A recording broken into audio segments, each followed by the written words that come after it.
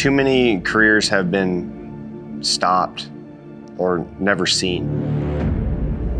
Potential world champions that never were. Grow or die.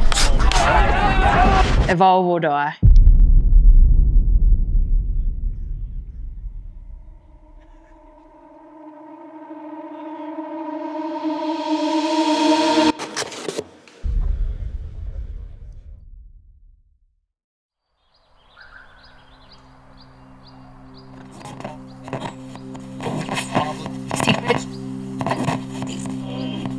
Well, young Aussie cowboys and cowgirls, they're in for a treat this morning with rodeo royalty touching down in regional New South Wales. All right, Doug, you're the mastermind behind Champion Living Fitness, a world-leading rodeo-specific training program, and you're putting on that clinic right here in New South Wales. Talk us through your coaching philosophy. How do you get people onto that bull? Yeah, so rodeo is unique in the sense that there are not a lot of resources available for the athletes to actually learn the proper way to ride bulls or bucking horses.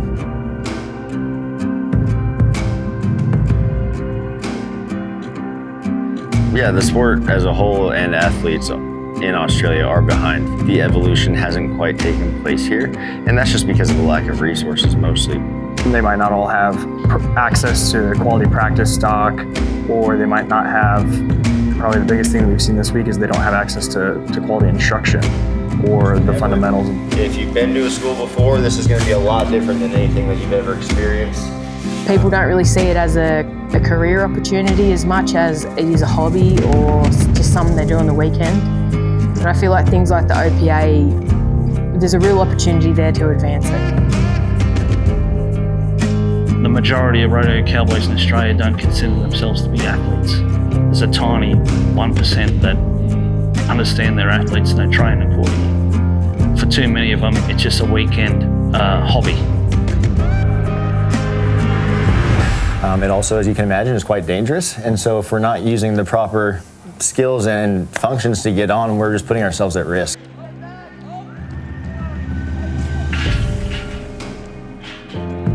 Everybody in the game that we play is going to be hurt at some point. You know, you got to tough that out. You got to play with the pain. You know, nobody is ever going to be 100% when you play this game.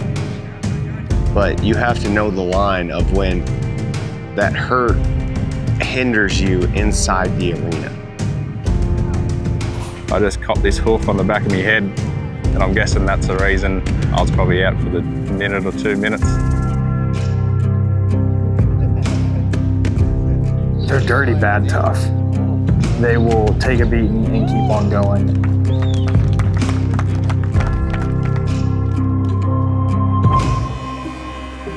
Everybody sees the glory shots, how cool the rodeos are and stuff, but not everybody sees how strenuous and tough it is on the body.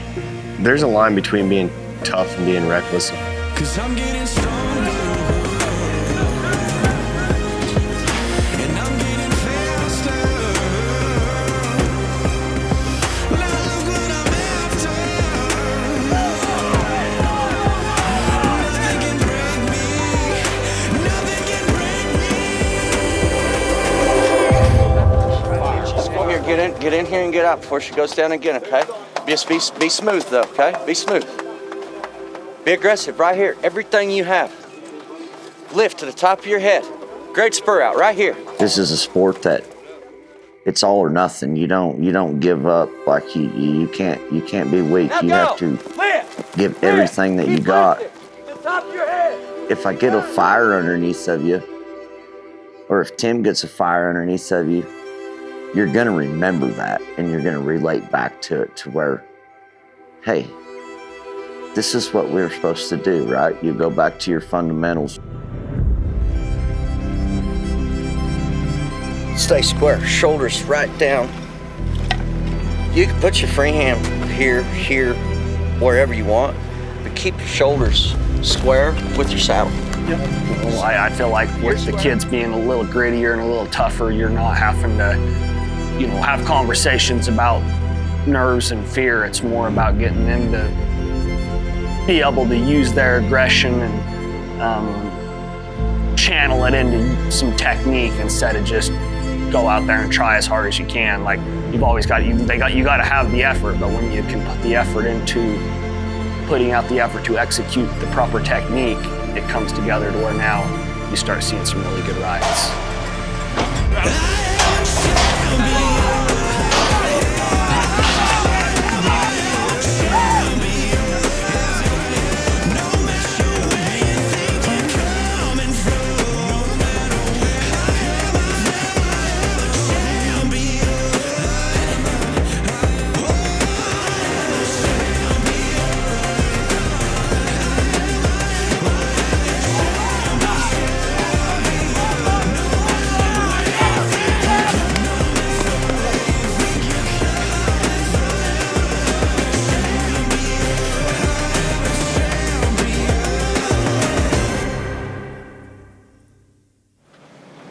Whistle blows, brr. So now remember, high five hand. You want to step in? Yeah, you're going to be, hang on just a second. Slowly keep up. So Reese is over here, Reese is trying, right Zane? And now you're going to stay here, just keep spinning until he actually commits. And then whenever he commits, boom, pop him. You're going to drag him, bull rider's going to go. Bringing bullfighting was important because it helps evolve the entire sport and raise the level and the standards for it.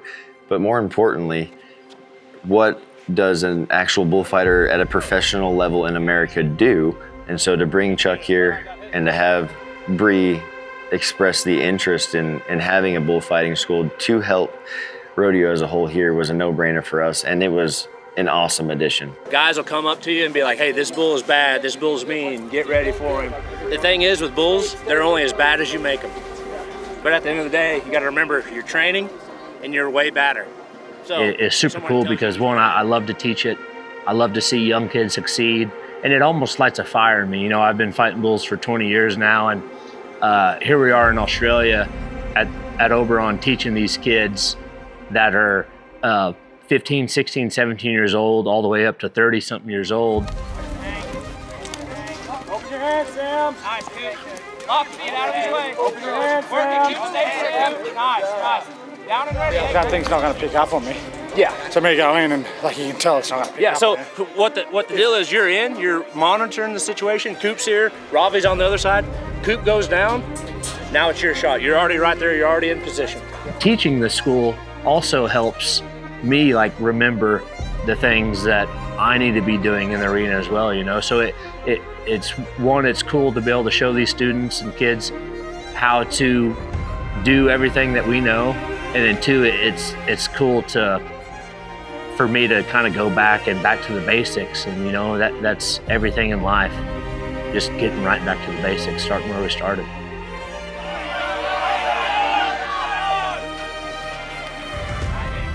The jump from day 1 to day 4, I've been to a few schools around Australia, and there's no other school that's in 4 days that can do that. The people from all the events are the best in the world came over here to the school, so if you want to be the best, you got to learn from the best. I wish I'd met these fellas 20 years ago. You've got to keep learning throughout your life. You've got to keep learning.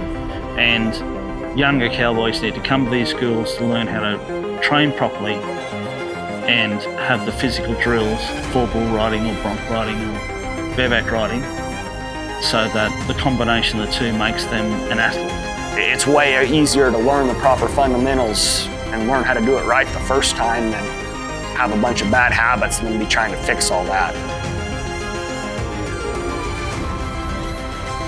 They're a little bit ahead of the game already, and like they're not far off of realistically going over to the States whenever they're ready and starting to compete at the highest level. We were sitting here and we were looking through everybody, and there's a few of you that you guys are ready to go to America and the PRCA, and so we want to give you guys that opportunity. We've talked to the PRCA.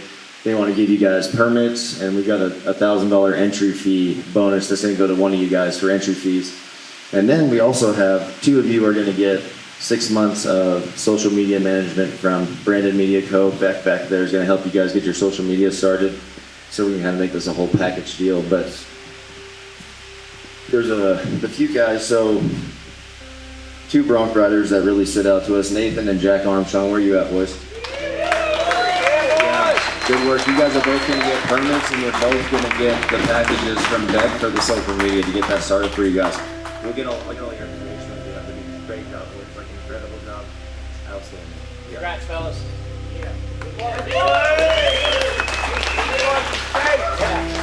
See you in the States, boys. Yes, sir. And we have 2 guys on the board riding, Charlie Bailey and Marshall. Where are you?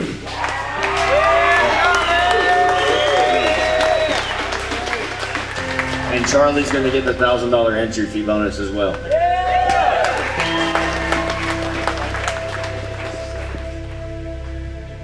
Well, I got that much out of the first one. I went on after I'd done the first school, I went and won 2-3 rodeos straight up, and I placed it probably 10 after that. I went a bit of a hot streak, yeah.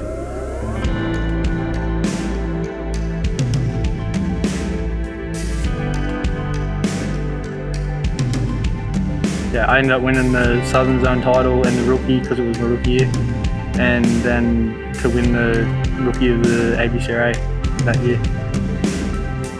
This school is changing it. What Oberon Rodeo Association is doing is changing the landscape of rodeo in Australia for the better. Honestly, our whole goal is to spread this information as far as we can and help the sport of rodeo grow. It was amazing. It was probably one of the neatest schools that I've ever done. It's life-changing for a lot of these fellas. There's not any other school like it in Australia, so to have these guys come over here and be able to do that, it brings the game here to a whole nother level, I think. These guys just had a realisation, especially the 5 that got awarded their permit, the PRCA permits. That's not something that happens here. They don't think that it's achievable, especially when they're not at a higher level in competition yet. It just blows my mind that I feel like I feel the same as all of these young fellas feel like that wasn't attainable, and we've just achieved it. They are evolving in a big way, and I think we're definitely onto something. You can see the sport evolving quickly here. Australia is not where it stops. There's a long-term career here.